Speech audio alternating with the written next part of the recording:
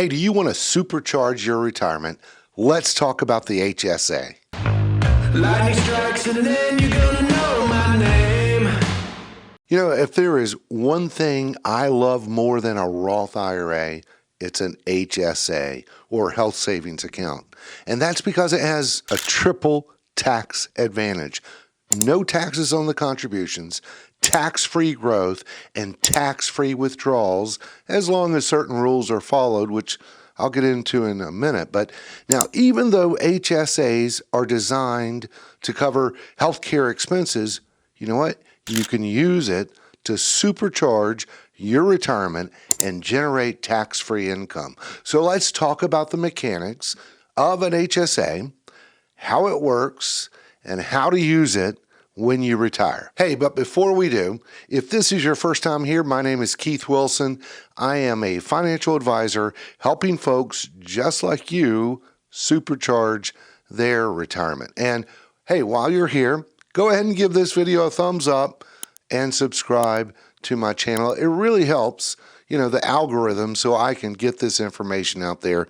I really appreciate it. Okay, first of all, an HSA, it's not a health insurance policy. It's a savings account, and it's paired with a high deductible health insurance plan. And these days, a lot of employers offer this as an option because, premiums are generally lower with a high deductible plan. This is what I have personally for my coverage and for my employees. And look, I love it. So once you have the high deductible health insurance policy, you can contribute to the savings account or the HSA. Now, here's the thing. There is a limit to how much you can contribute to the HSA, which is $3,850 in 2023, and that is going up to $4,150 in 2024. Hey, and if you are 55 or over like me, you can contribute an additional $1,000. Now, there's some other cool things about the HSA, which is unlike Roth IRA contributions, there are no income limits to contribute to an HSA. And that contribution you make, hey, that's tax deductible. And that's the first tax advantage of an HSA. And those contributions, hey, they're growing tax-free. That's the second tax advantage of an HSA. And as long as withdrawals are for eligible health-related expenses, then those are tax and penalty-free as well. And that's the third tax advantage of an HSA. Now, once you turn 65 and you are on Medicare, you can no longer contribute to the HSA. But, keep in mind that all those contributions into that account, they roll over year after year. So you don't lose it if you did not use it. So it's not like an FSA. So here's how to use your HSA in retirement. Once you have your HSA in place, consider investing those dollars instead of it just, sitting in the savings account. That way, there's more potential for growth in the long run. So for me personally, I have mine invested in Vanguard, and that's what my HSA offers as their investing platform. Now, this is not an endorsement for Vanguard, it's just what I use. Hey, remember when I said you could withdraw from your HSA for eligible medical expenses? Well, the idea would be to pay those out of your pocket instead of hitting the HSA, because you can reimburse yourself later for those expenses, and there is no time limit for when you can do this.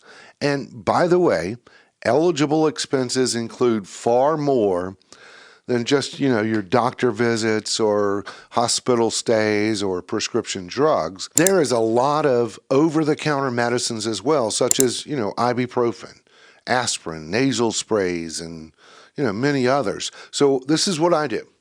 What I do is I keep those receipts of all these things I paid for out of my pocket, and when I retire, I can reimburse myself for those items tax-free. Now, let's talk about keeping those receipts because I learned real quickly. When I first started my HSA several years ago, I would keep those paper receipts in a file. And it didn't take long before I realized, that if I keep these paper receipts for years and years, I'm going to need boxes and boxes to store them. So this is what I do. This is what I do now. I have an app on my phone that I will scan the receipts, and then I upload them to the cloud and create a folder that I label HSA expenses. So when I am on Medicare and retired, I can just simply refer to that folder and take money out of my HSA to reimburse myself for things that I paid for years ago, and it's all tax-free. Another thing you could use the HSA in retirement is to reimburse yourself for Part B premiums on Medicare or long-term care insurance premiums. So you can see, by utilizing the HSA, it could set you up with tax-free income in retirement. And this is why I love the HSA. Man, you could really compound growth, couple that with a Roth, then your 401k, and we're getting somewhere. So listen, I hope you have found this information helpful. If so, please consider subscribing to this channel, and we'll see you next time. A champion, Joe.